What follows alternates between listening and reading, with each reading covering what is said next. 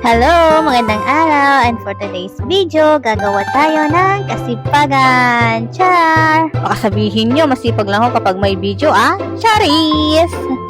Yun naman po talaga ang totoo, mga mare. Charis! Anyway, highway, nakabili na pala ako ng salamin na pinapangarap ko. Char!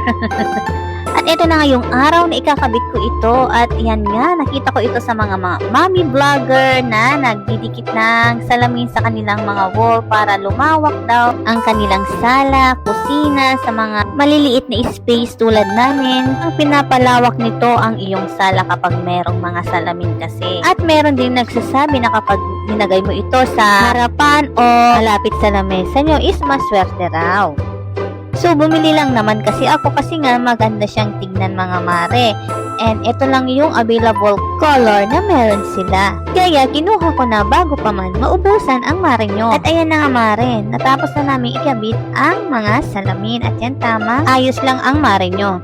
At salamat sa aking asawa dahil tinulungan niya ako dahil hindi ko to kaya ng mag-isa. And here is the final result. Oh, bongga diba? Lakas makasyala, mga mare.